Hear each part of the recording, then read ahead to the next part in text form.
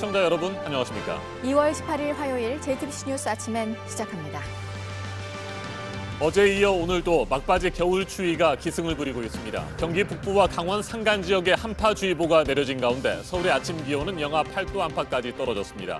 대관령은 영하 13도 아래로 내려갔습니다. 오늘 새벽 4시 제주도를 끝으로 전국에 내려졌던 대설특보는 모두 해제됐습니다. 하지만 쌓인 눈이 얼어붙으면서 곳곳이 빙판길로 변했습니다. 제주공항의 모든 항공편은 조금 전 6시 45분 첫 비행기부터 정상적으로 운항되고 있습니다.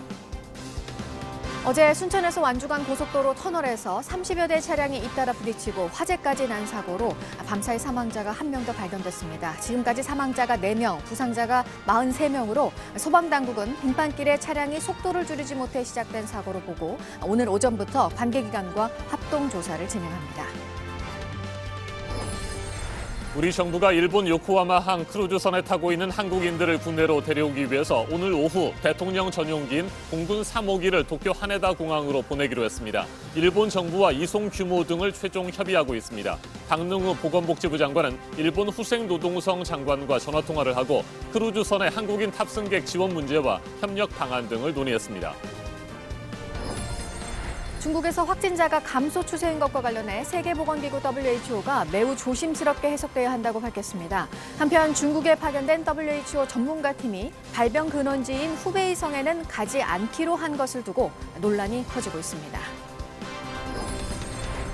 보수 정당들이 모여서 만든 미래통합당이 어제 출범했습니다. 4.15 총선을 앞두고 3년여 만에 다시 뭉쳤습니다. 기존의 자유한국당 지도부가 미래통합당 지도부의 다수를 차지하고 있습니다. 새로운 보수당 유승민 의원은 출범식에 참석하지 않았습니다. 사법농단 의혹 사건에 연루돼 재판에 넘겨진 판사 7명을 다음 달부터 재판 업무에 복귀시키는 대법원 결정이 나와서 우려가 나오고 있습니다. 1심에서 무죄를 선고받은 판사들과 아직 재판이 진행되고 있는 판사들이 재판을 할 수 있게 된 건데 형이 확정되지 않은 상황에서의 복귀라서 신뢰성 문제가 불거지고 있습니다. 경기 북부와 강원 산간 지역에 한파주의보가 내려진 가운데 매서운 추위가 몰아치고 있습니다. 오늘 아침 서울의 기온은 영하 8도 안팎까지 떨어졌고 대관령은 영하 13도 아래로 내려갔습니다. 체감 온도는 이보다 5도 이상 더 떨어졌습니다. 대설특보는 밤사이 모두 해제됐습니다. 네, 어제 오늘 올겨울 마지막 한파일 것으로 보입니다. 무엇보다 곳곳에 빙판길 오늘 이동하시면서 조심하시고요. 눈이 많이 쌓여있는 상태에서 시설물들이 또 무너지는 사고도 없도록 대비하셔야겠습니다. 이재승 기자입니다. 오늘 새벽 4시 제주도를 끝으로 전국에 내려졌던 대설특보가 모두 해제됐습니다.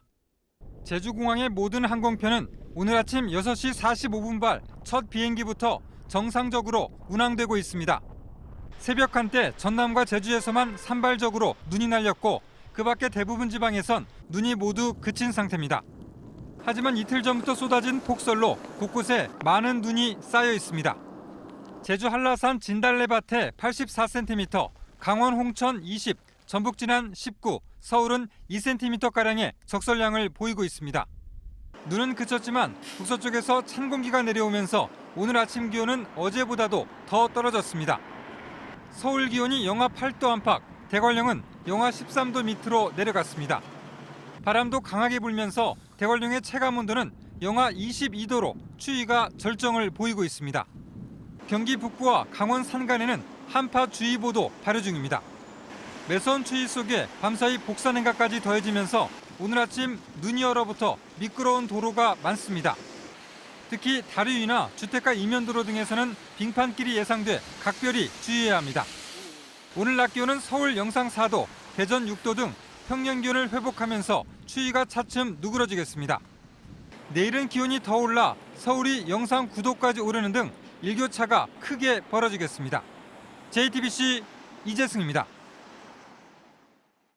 폭설이 쏟아진 어제 순천 완주 고속도로 터널에서는 차량 30여 대가 미끄러지면서 잇따라 부딪혔습니다. 특히 질산을 실은 탱크로리와 대형 화물차들이 충돌하면서 화재까지 발생했고 유독가스가 번지면서 인명피해는 컸습니다.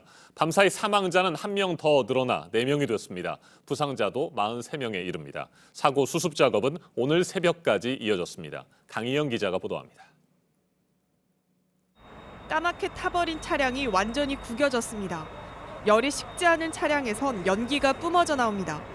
사고가 난 건 어제 낮 12시 20분쯤입니다. 순천 완주 고속도로의 3회 2터널에서 차량 30여 대가 잇따라 부딪혔습니다.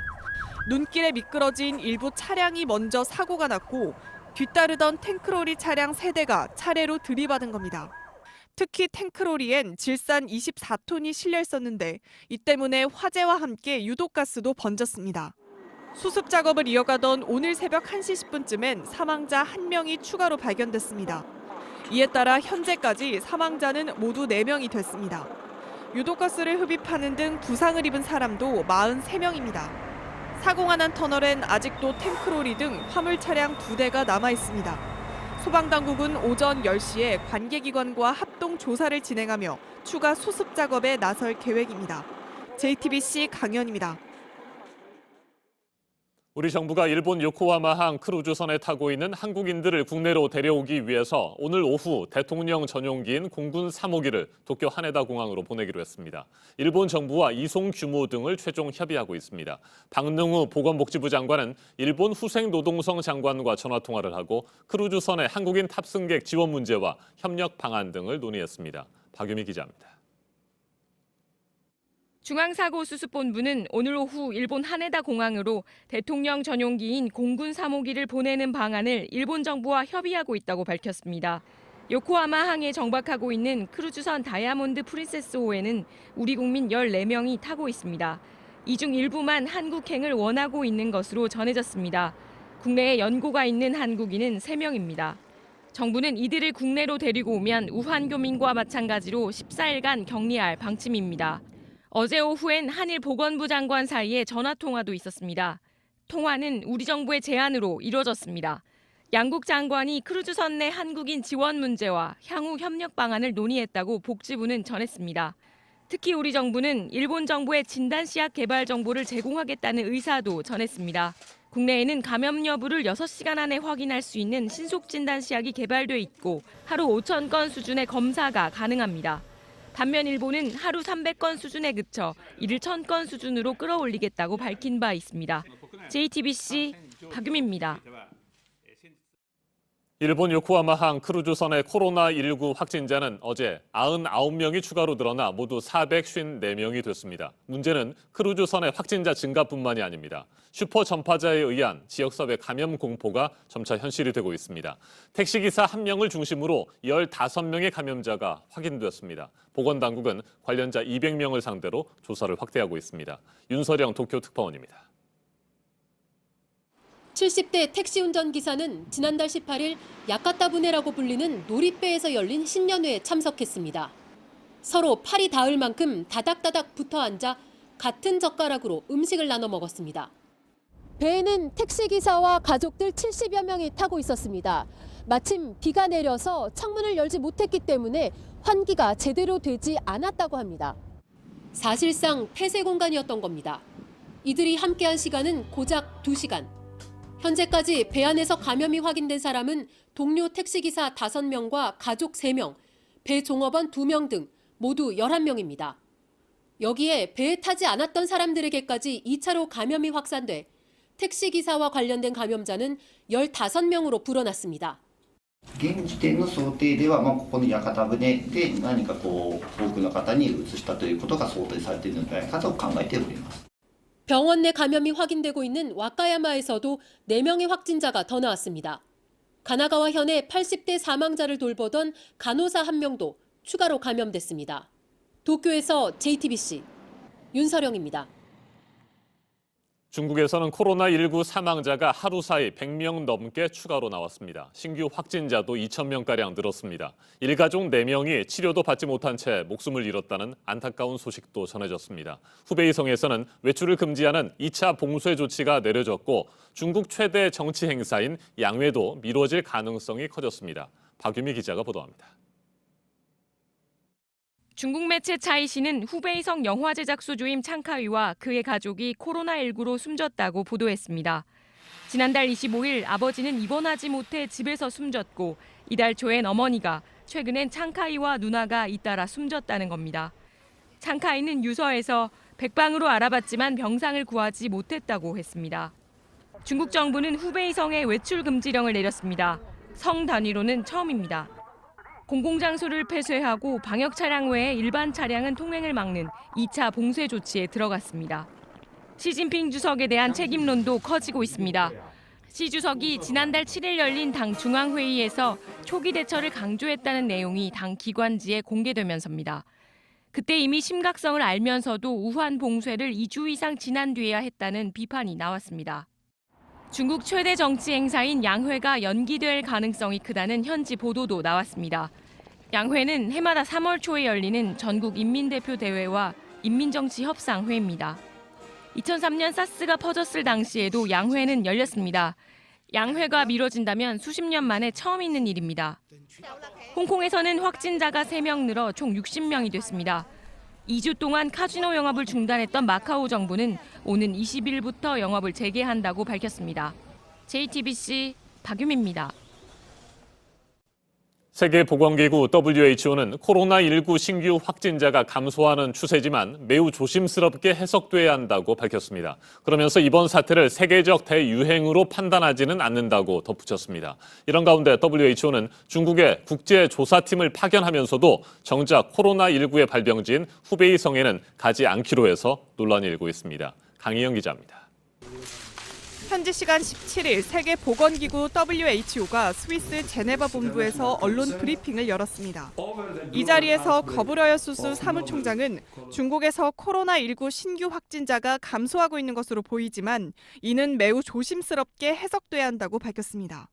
모든 시나리오는 여전히 테이블 위에 있다며 섣부른 판단을 경계한 겁니다. 다만 코로나19 사태를 세계적 대유행으로 보지는 않는다고 했습니다.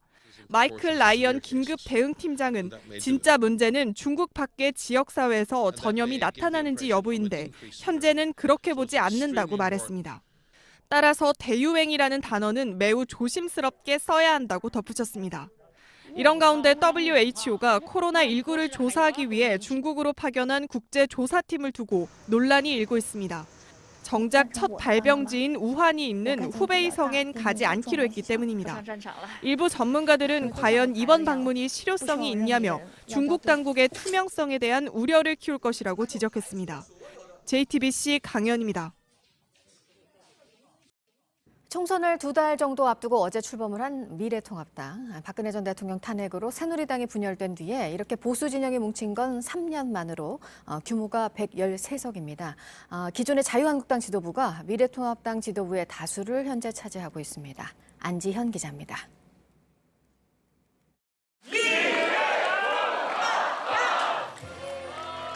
총선을 50여일 앞두고 자유한국당과 새로운 보수당, 전진당과 보수 시민단체들이 합쳤습니다.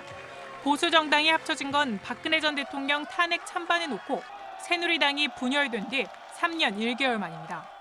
이제 우리가 마음을 모았으니 하나의 목표, 정권 심판의 고지를 향해서 힘차게 달려갑시다. 새로운 로고와 당색도 공개했는데 국민 행복과 통합을 상징한다는 게 당의 설명입니다. 하지만 출범식에 통합의 큰 축이었던 새보수당 유승민 의원은 불참했습니다.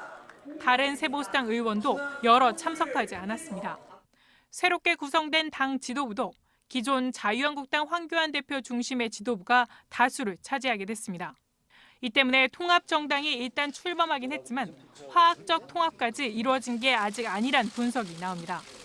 여당에선 결국 통합의 효과도 없을 거라고 비판하고 나섰습니다. 새 인물도 새로운 비전도 잘 보이지 않습니다. 돌고 돌아서 결국 도로 새누리당을 선택했다는 지적을 피하기 어려워 보입니다. JTBC 안지현입니다.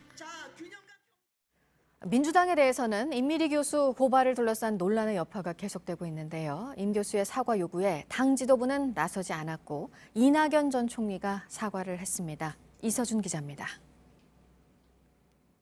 수석 대변인은 계속 즉답을 피했습니다. 임미리 교수님께서 제 사과를 요구하셨는데 저 나중에 얘기할게요. 정식으로 브리핑할게요. 이해찬 대표도 말을 아꼈습니다. 남인순 최고위원만 우회적으로 자성하자는 취지로 말했습니다. 사과는 종로에 출마한 이낙연 전 총리가 했습니다. 국민들께 미안하게 생각합니다. 스스로를 경계하고 주의할 것입니다. 당도 그렇게 해주기를 기대합니다. 문재인 대통령의 오랜 측근인 신동호 연설기록 비서관도 작은 승리에 취하지 말자는 취지의 글을 공개했습니다. 취지는 그게 아니었지만 여당을 향한 메시지로 봐도 무방하다는 게 신 비서관 주변 설명입니다.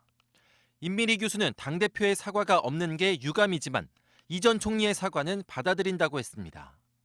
그럼에도 민주당이 이번 논란에서 입은 타격은 적지 않다는 지적입니다. 민주당이 그 반대할 자유에 대한 편협성을 여지없이 드러냈기 때문입니다. 민주당은 야당 시절 공직선거법이 표현의 자유를 옥죄한다는 입장이었습니다. 그래서 2011년 헌법재판소가 온라인 선거운동 처벌을 한정위원 결정했을 때 즉각 환영했습니다. 선거법이 국민의 자유로운 의사표현을 막는 수단으로 악용되어 온 불편부당한 현실을 타개하는 계기가 또 정봉주 전 의원이 구속됐을 때는 허위 사실이라도 모르고 유포했을 때는 처벌을 면해주자는 취지의 선거법 개정안도 냈었습니다. JTBC 이서준입니다. 사법농단 의혹 사건에 연루돼서 재판에 넘겨진 판사들이 재판 업무를 다시 하도록 한 대법원 결정에 나와서 지금 또 논란입니다. 얼마 전에 1심에서 무죄가 나온 판사들, 그리고 재판이 진행이 되고 있는 판사들이 포함이 되어 있습니다. 사법 신뢰에 대한 우려가 다시 한번 나오고 있습니다. 최윤경 기자입니다. 재판 개입 사실이 구체적으로 인정된다. 위헌적 행위다. 지난 14일 임성근 부장판사에게 1심 재판부가 한 얘기입니다. 하지만 재판부는 무죄를 선고했고 대법원은 임 부장판사를 재판 업무로 복귀시켰습니다. 임 부장판사처럼 사법농단 사건으로 재판을 하지 못하고 있던 판사는 모두 8명. 이 가운데 7명이 대법원의 결정에 따라 재판부로 복귀했습니다. 1심 재판에서 무죄를 선고받은 신광열 서울고법 부장판사와 조희연 성창호 부장판사, 아직 재판이 진행 중인 이민걸, 방창현, 심상철 부장판사 역시 재판을 할 수 있게 됐습니다. 대법원은 판결 확정까지 시간이 길어질 수 있어 사법연구기간을 마냥 늘릴 수는 없다고 이유를 밝혔습니다. 앞서 지난해 3월 대법원은 형사재판을 받는 법관이 재판 업무를 수행하면 국민들이 신뢰하기 어려울 것이라며 이들을 재판 업무에서 배제했습니다. 한편 대법원은 평판사를 보냈던 국회 파견판사에 김경수 의정부지법 고양지원 부장판사를 보내기로 했습니다.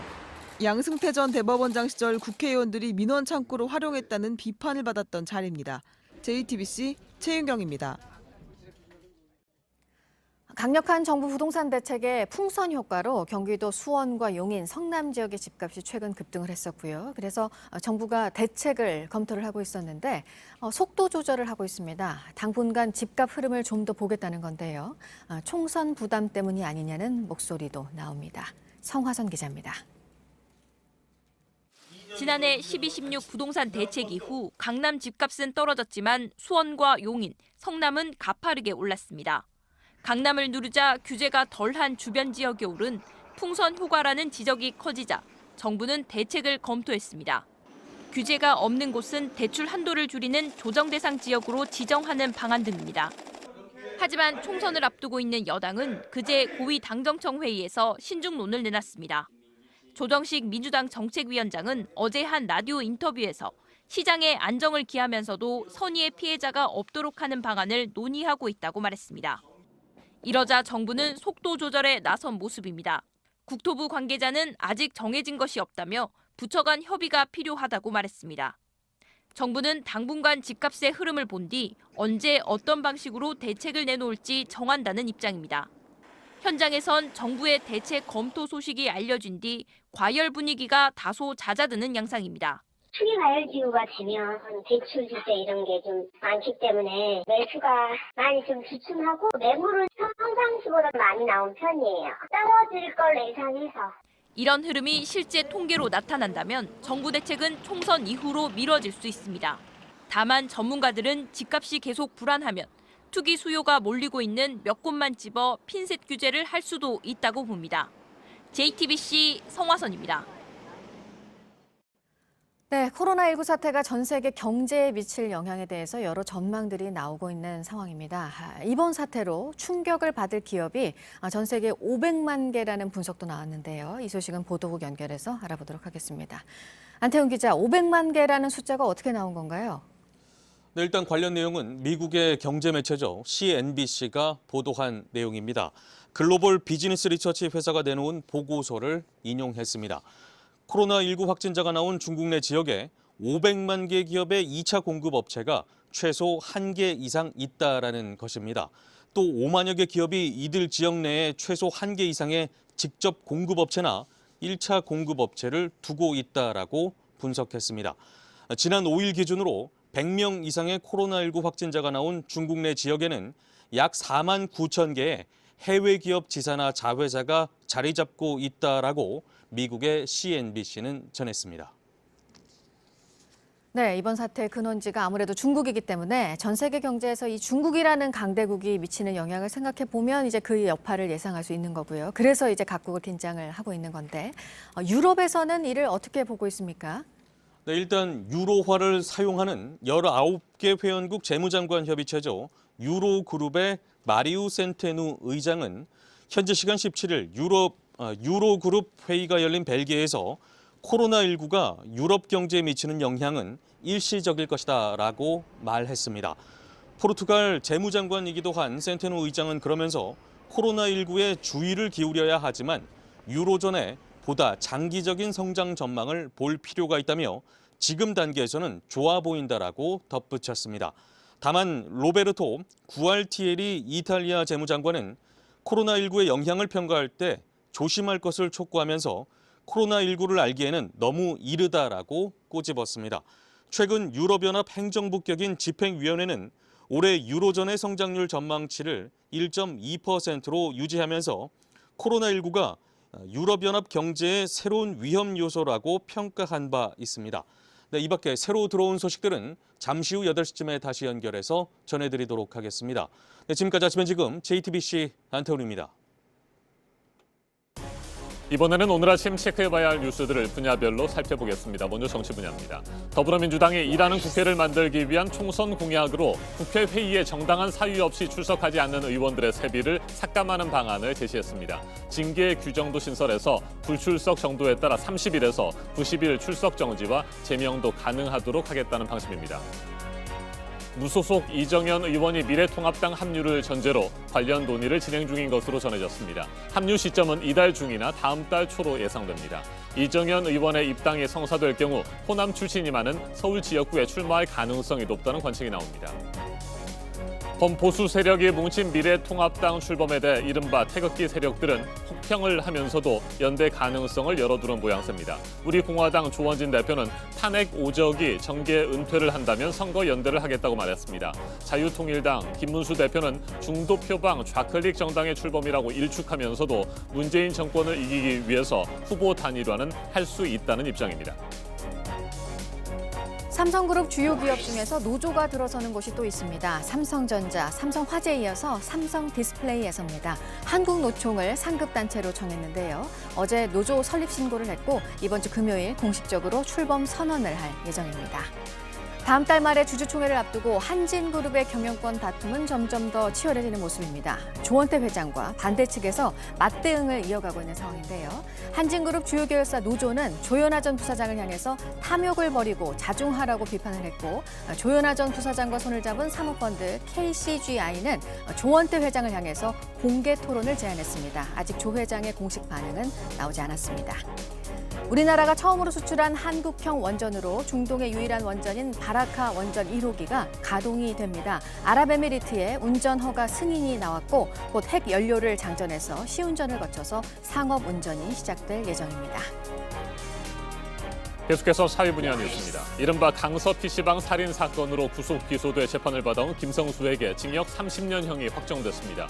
김성수는 1심과 2심에서 징역 30년을 선고받고 부당하다며 대법원에 상고장을 제출했다가 결국 상고를 포기했습니다. 김 씨가 상고를 포기한 구체적인 이유는 알려지지 않고 있습니다. 여성 간호사들이 옷을 갈아입는 공간에 몰래카메라를 설치한 의사가 1심에서 징역 4개월과 40시간의 성폭력 치료 프로그램 이수를 선고받았습니다. 재판부는 피고인이 자신의 평판을 확인하려고 했을 뿐이라며 범죄를 부인하고 반성하지 않는 점과 피해 간호사들이 처벌을 원하는 점 등을 고려했다고 밝혔습니다. 초미숙아로 태어난 여자 아기가 135일 동안의 집중 치료를 받고 건강하게 퇴원했습니다. 예정일보다 15주나 빨리 태어나 몸무게는 645g에 불과했고 폐가 성숙되지 않아 호흡 곤란도 심각했습니다. 그런데 퇴원할 때는 몸무게가 2.9kg까지 늘었고 스스로 모유를 먹을 정도로 호전됐습니다. 전 세계에서 2천억 원이 넘는 수익을 올리고 있는 영화 기생충. 일본에서도 박스오피스 1위 자리에 올랐습니다. 지난달 10일 개봉과 함께 5위로 시작을 했는데 아카데미 최고상 수상 효과에 힘입어서 정상까지 갔습니다. 경남 김해시에 있는 금관가야 최고 지배계층의 묘역 대성동 고분군에서 목광묘의 구조를 밝힐 무덤이 발굴됐습니다. 무덤 내부를 덮은 나무 뚜껑이 그대로 남아 있었습니다. 모레 현장에서 학술 자문회의가 열립니다. 인생 경험과 지혜를 나누는 인생 나눔 교실. 올해 함께할 멘토 봉사단 모집이 시작이 됩니다. 200명을 선발합니다. 인문적 소양을 갖춘 은퇴 인력을 대상으로 합니다. 네, 문재인 대통령이 주재하는 국무회의가 오늘 열립니다. 코로나19 사태와 관련해서 철저한 방역과 또 위축된 소비 심리를 회복하기 위한 방안 등을 주문할 것으로 보입니다. 오는 4.15 총선 전 마지막 국회가 될 2월 임시국회가 어제부터 시작이 됐고요. 오늘 민주당 이인영 원내대표의 교섭단체 대표 연설이 있습니다. 역시 코로나 사태를 극복하기 위해서 정치권의 노력을 촉구할 것으로 보입니다. 전국 동계체육대회가 오늘부터 나흘 동안 열리는데요. 코로나19 때문에 개회식과 폐회식이 올해는 생략입니다. 스키, 아이스하키를 포함해서 7개 종목에 3,800여 명의 선수단이 참가를 합니다. 분야별 뉴스들 체크해드렸습니다. 이어서 날씨 정보입니다. 막바지 겨울 추위가 기승입니다. 현재 서울이 영하 8도 가리키고요. 서울의 체감온도는 영하 12도까지 떨어졌습니다. 대관령의 경우 체감온도가 영하 22도로 추위의 기세가 더욱 강합니다. 오늘 빙판길 사고에도 유의하셔야겠죠. 어제 내린 눈으로 지역에 따라서 10cm 이상 쌓여 있고요. 울릉도와 독도에는 50cm 이상 쏟아진 곳도 있습니다. 울릉도와 독도, 제주에는 아침까지 눈이 조금 더 오겠고요. 그 밖에는 맑은 하늘 예상됩니다. 오늘 추위는 낮부터 물러갑니다. 서울이 4도, 광주 6도, 대구 7도로 어제보다 5도 이상 높겠습니다. 북한도 영상권 회복하겠고요. 일부 북부 지역만 한낮에도 영하권에 머물겠습니다. 내일부터 기온은 오름세로 돌아서겠습니다. 금요일과 토요일 전국에 비구름이 지나겠습니다. 기상정보였습니다.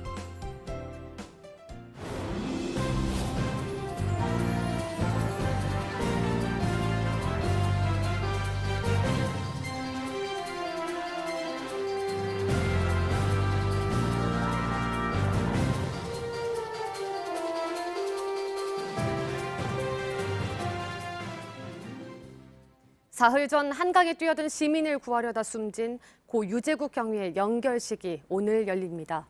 가족과 동료들은 휴일도 없이 훈련할 정도로 책임감 넘치는 경찰이었다고 기억했습니다. 김지성 기자입니다. 영정사진 속 앳된 모습의 고 유재국 경위. 존경받는 자랑스러운 경찰이었습니다. 5년여 전 유경위가 이끌던 의무경찰 대원들에게는 형님 같은 지휘관이었습니다. 20명, 30명 가까이 찾아왔는데 심지어는 옆에 소대에서도 어제 찾아왔더라고요. 한강경찰대에 몸담았던 최근 2년 반 동안 구한 사람은 수십 명. 굉장히 자부심 갖고 비시즌마다 이제 또 나가서 또 훈련도 하고 잔수수련도 하고. 지난 15일 오후 유경위는 가양대교 위에서 뛰어내린 남성을 수색 중이었습니다. 거센 물살과 흙탕물에 앞도 제대로 보이지 않는 상황. 한 차례 수색을 마쳤지만 산소통에 30분가량 잠수할 수 있는 산소가 남자 다시 물속으로 들어갔습니다. 실종자 가족을 생각해 한 번 더 살펴보자라는 말을 남기고 결국 돌아오지 못했습니다. 경찰은 유경위가 교각 구조물 안에 갇혀 나오지 못한 것으로 보고 있습니다. 유경위의 아내가 임신 중이라는 사실이 전해져 안타까움은 더 컸습니다.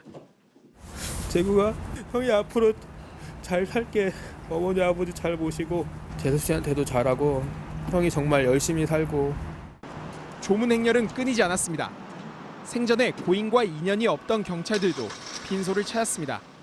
고 유재국 경위는 오늘 연결식을 마치고 국립 서울현충원에 잠듭니다. JTBC 김지성입니다. 어제 저녁 7시 21분쯤 경북 포항시 해병대 사격장 인근 야산에서 불이 났습니다.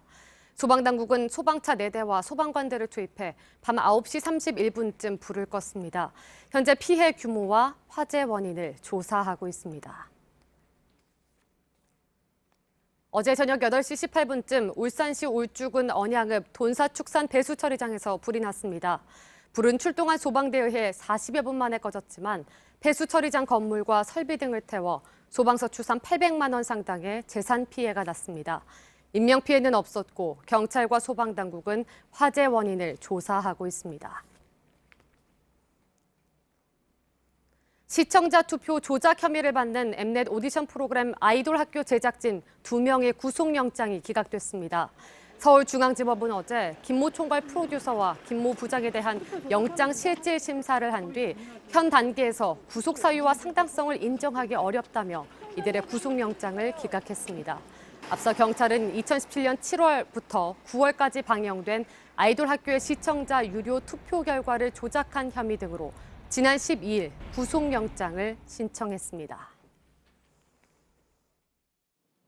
맞짱 토론 시간입니다. 추미애 법무부 장관이 검찰 내부의 수사와 기소 주체를 분리하는 방안에 대해 언급하면서 법조계에서는 갑론을박이 이어지고 있습니다. 이른바 분권형 형사사법 시스템 도입을 놓고 찬반 의견이 엇갈리고 있습니다. 추미애 장관은 오는 21일 전국 고검장과 지검장들이 참석하는 검사장 회의를 소집했습니다. 오늘은 이 문제 집중적으로 살펴보겠습니다. 먼저 출연자들을 소개해드립니다. 제 오른쪽입니다. 인천지방검찰청 부장검사 출신입니다. 이중재 변호사 나오셨습니다. 예, 안녕하세요. 이중재 변호사입니다. 네, 안녕하십니까? 그리고 제 왼쪽입니다. 법무부 검찰개혁위원회 위원으로 활동을 했습니다. 김용민 변호사 나오셨습니다. 네, 안녕하세요. 김용민입니다. 네, 어서 오십시오. 네. 지난 11일이죠. 추미애 법무부 장관은 검찰의 수사와 기소 주체 분리 방안을 제시했습니다. 그동안 윤석열 검찰총장의 공식적인 반응은 없었습니다. 하지만 지난 13일 부산지검을 방문한 자리에서 수사와 기소는 한 덩어리로 분리해서는 안 된다는 취지의 언급을 했습니다. 법무부와 검찰의 갈등이 계속되는 모양새입니다. 토론 시작하겠습니다. 검찰의 수사와 기소를 분리하는 방안에 대해서 두 분께서는 서로 엇갈리는 의견을 가지고 계신 것으로 알고 있습니다. 이에 앞서서 추미애 법무부 장관이 얘기하는 명분에 대해서 좀 두 분의 의견을 듣도록 하겠습니다. 추미애 법무부 장관, 잘못된 수사 관행을 고쳐야 한다라는 것이고요. 또 하나는 인권 보호 아니겠습니까? 그렇습니다. 이에 대해서 어떻게 생각하시는지요? 그 문제는 이미 우리 사회에서 합의가 됐다고 저는 생각을 해요. 뭐냐면 지난 1월 13일 날 검경 수사권 조정 법안이 통과가 됐잖아요. 그래서 수사와 기소를 검사들이 얼마나 관여를 해야 되느냐, 이건 정답은 없습니다. 네. 그건 각 나라마다 처한 상황에 따라서 아니면 검찰이나 경찰의 경험, 노하우, 경륜 이런 거에 따라서 얼마든지 조정할 수 있는 문제라고 봐요. 그런데 우리 사회에서 수십 년 동안 논의가 되어오던 그 문제가 검경 수사권 조정 법안을 통과시킴으로써 일단은 해결이 됐거든요. 물론 거기에 대해서도 제1야당인 자유한국당, 지금은 미래통합당이 됐습니다만 반대가 있었죠.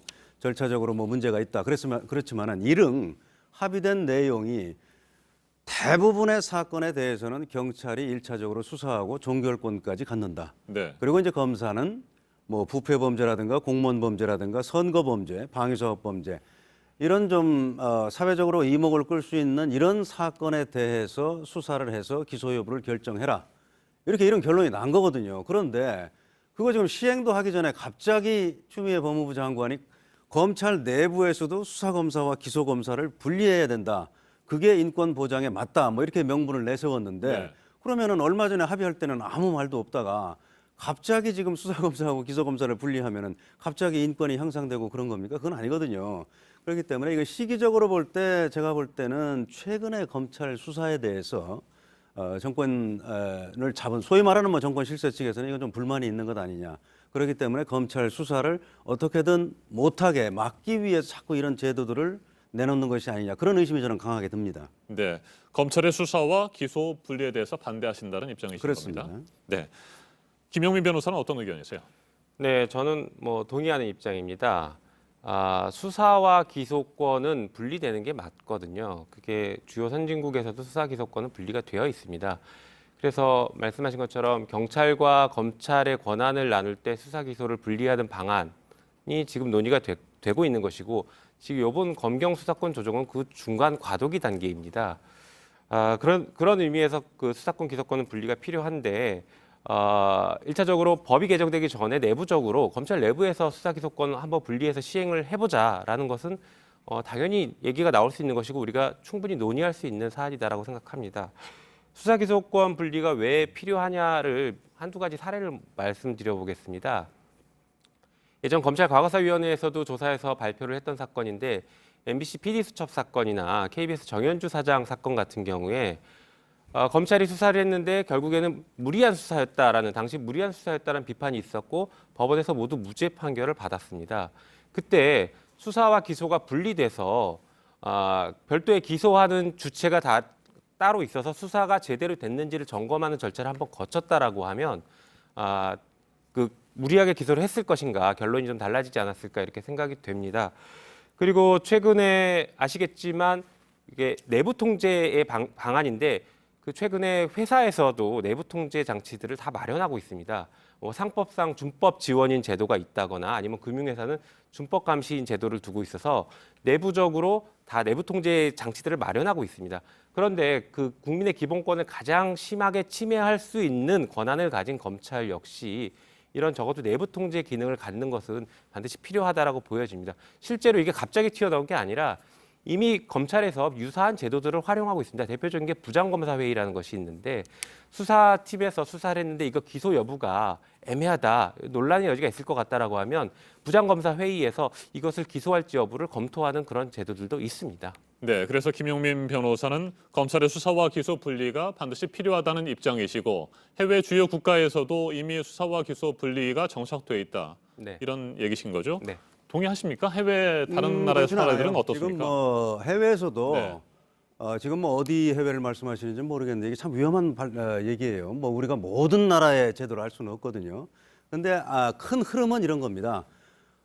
검사가 모든 수사에 관여하지 말고 중요 사건에 관해서만 검사가 좀 수사를 하고 기소 여부를 결정해라. 이게 세계적인 흐름이다 이렇게 말씀드릴 수 있고요. 그거에 따라서 우리 검경 수사권 조정 법안도 만들어진 거죠. 아까 말씀드린 대로 대부분의 사건은 경찰이 수사해서 종결하고 검사는 중요 사건에 집중해서 기소 여부를 결정해라 이런 거고요. 그다음에 지금 뭐 일부 사건에 대해서 수사검사와 기소검사를 만약에 분리했더라면은 제대로 된 결정이 나왔을 것이다. 뭐 그건 저는 뭐 동의하지 않아요. 뭐냐면 그런 사건은 대부분 검찰이 수십 년 동안 비난받아온 건 뭐냐면 결국은 검찰에서 임명권자의 눈치를 본 거예요. 임명권자의 의사에 배치되는 어떤 결정을 법과 원칙에 따라서 하면 되는데 그걸 못하고 임명권자 눈치 보다 보니까 불기소할 걸 기소한다거나 아니면 기소해야 될 거를 갖다가 불기소한다든가 이것 때문에 문제가 발생한 거거든요. 그렇기 때문에 수사검사와 기소검사가 분리되지 않아서 지금 문제가 발생했던 게 아니고 그동안 결국은 검사 일부 소위 말하는 정치검사들이 임명권자의 눈치를 보다 보니까 정말 대부분의 검사들은 열심히 일하고 적정한 결론을 내리는데 그런 정치검사들이 중요한 사건에 있어서 엉뚱한 결정을 했다. 이게 문제고요. 그다음에 수사검사와 기소검사를 분리하면 적정한 결론이 나오느냐? 그렇지 않아요. 기소검사 제도를 만들어서 기소검사의 소위 말하는 정권에서 내 편이라고 생각되는 정치적으로 정권 실세에 편향된 검사들을 기소검사로 대폭 배치해 놓으면은 수사검사들이 아무리 열심히 수사를 한다 하더라도 기소검사들이 기소 안 하면 그만이거든요. 그렇기 때문에 이건 뭐 수사검사와 기소검사 분리의 문제는 전혀 아니다. 그리고 아까 말씀드린 것처럼 이건 큰 틀에서 합의가 됐어요. 그러니까 검사는 중요 사건에 대해서 집중해서 수사하고 기소 여부를 결정해라. 이렇게 검경 수사권 조정 법안에서 구체적으로 말씀드리면 이제 검찰청 법인데요. 그 법 통과된 지 지금 뭐 시행도 되기 전에 잉크도 마르기 전에 지금 엉뚱한 제도를 들고 나온 거예요. 그렇기 때문에 시기적으로 이거는 볼 때도 문제가 있고 그렇기 때문에 진정성에서 볼 때 저는 뭐 다른 의도가 있다 이렇게 말씀을 드리는 겁니다. 네, 시기적으로 볼 때 문제가 있다라는 말씀을 방금 그렇습니다. 해주셨는데 그렇습니다. 뭐 결국에는 타이밍의 문제인데 예. 이와 관련해서 일부에서는 뭐 특정 사건에 개입하기 위한 것이 아니냐 뭐 이런 의구심도 가지고 있었습니다. 이와 관련해서 법무부는 그렇지 않다라고 지난 13일에 해명을 했었고요. 이 부분은 청와대 울산시장 선거 개입 의혹과 관련이 있다 이렇게 보시는 겁니까? 저는 그렇게 볼 수밖에 없어요. 지금 뭐 특정 사건에는 적용되지 않는다 뭐 이렇게 일단 뭐 후퇴를 한 것 같은데 그건 뭐 원칙적인 얘기고 앞으로 어떻게 될지 모르거든요. 지금 울산시장 사건에 청와대가 개입한 의혹이 있다. 그 사건도 지금 진행 중이고 가장 중요한 건 13명을 이미 기소를 했습니다마는 지금 임종석 전 청와대 비서실장 그리고 이광철 민정비서관에 대한 기소 여부는 총선 이후에 결정하겠다. 네. 검찰에서 이미 얘기를 했고요. 그래서 가장 중요한 부분이 남아 있고 결국은 이 사건은 지금까지의 수사 결과를 보면은 청와대 뭐 민정수석실, 뭐 정무수석실, 뭐 균형발전비서관실 여러 지금 부서가 지금 개입이 된 걸로 일단 검찰 수사에서는 밝혀졌거든요. 그러면은 이렇게 광범위하게 대통령을 보좌하는 청와대 비서실이 개입이 됐는데 과연 그럼 대통령은 보고를 받지 않았느냐? 아니면 대통령이 지시한 것은 없지 않느냐? 아니 있지 않느냐? 이런 합리적인 의심을 검찰로서는 할 수밖에 없거든요. 제 생각은 그렇습니다. 그러면 지금 이런 수사를 막기 위해서 자꾸 이상한 제도를 만드는 것이 아니냐? 그런 의심을 할 수밖에 없는 거죠. 네, 김용민 변호사. 네. 수사와 기소 분리 언급의 시점에 대해서 문제를 제기했습니다. 답변을 좀 하셔야 되겠습니다. 네, 뭐 말씀하신 것처럼 법무부에서는 그 특정 사건에 대해서 적용하지 않겠다라는 얘기를 하고 있습니다. 그래서 시기상의 문제다라고 자꾸 말씀하시는 것은 어떻게 보면 정치 공방처럼 흘러가는 것이고 본질을 왜곡하는 그런 주장이라고 생각합니다. 방금 뭐 주요 국가들에서도 뭐 검찰이 직접 수사한다라고 하시는데 수사 기소가 분리되어 있는 국가들이 글로벌 스탠다드인데 그건 잘못 얘기하신 것 같습니다. 그리고 그 임명권자들 과거 사건에서 검찰들이 임명권자들의 눈치를 봤다라고 하셨는데 맞는 얘기일 수 있습니다. 그런데 왜 임명권자가 검찰을 그렇게 좌지우지하고 그 권한을 행사하고 싶은 유혹을 느꼈는지 그 이유는 간단합니다. 검찰의 권한이 집중돼 있으니까 검찰만 컨트롤하면 다 될 수 있습니다. 네. 그러니까 검찰의 권한을 분산시키자는 것입니다. 그래서 검찰이 권한이 분산돼 있으면 임명권자가 특정 검찰 한 기관을 가지고 인사권으로 좌지우지하더라도 원하는 결과를 얻기 어렵습니다. 그래서 수사 기소 분리가 그런 의미에서 필요하다라는 것도 얘기가 되는 것입니다. 그리고 말씀하신 것처럼 수사 기소 분리가 필요 없다거나 검찰총장의 그 수사와 기소는 한 덩어리다라는 취지의 얘기를 보자면 그렇다면 경찰도 수사를 했으니까 기소를 해야 된다라는 논리가 나올 수 있는 것이고 한편으로는 검사가 수사했으니까 기소도 했고 그러면 재판까지 해야 되는 거 아니냐. 이 권한 분산을 다 무시하는 처사가 아니냐 이런 생각이 듭니다. 권한은 분산하고 그래서 서로 견제하고 균형을 이루도록 해야 되는 것입니다. 우리 예전에 사극에서 원님 재판 많이 보셨을 것입니다. 원님 재판은 원님이 직접 수사하고 재판까지 다 합니다. 그러다 보니까 억울한 사람들이 많이 양산되는 것이고 경우에 따라서는 고문도 하는 것이고요. 결과를 내기 위해서 그런 것이죠. 그래서 재판과 기소는 분리가 됐던 것이 우리 역사적 교훈입니다. 더 나아가서 그러면 수사와 기소권도 역시 분리가 되어야 서로 견제하고 한 번 더 걸을 수 있다. 그래서 인권을 더 보장할 수 있다. 이런 차원에서 얘기가 나오는 것이고 그게 역사의 발전 과정에도 맞다고 생각합니다. 네, 심리를 맡은 판사가 선고까지 내리는 것을 바로 직접주의라고 하는데 검찰에서도 기소와 수사를 같이 하는 직접주의가 필요하다는 주장, 이걸 받아들일 수 없다는 생각이신 거군요. 네, 그건 매우 네. 중요한 그 부분이 하나 있습니다.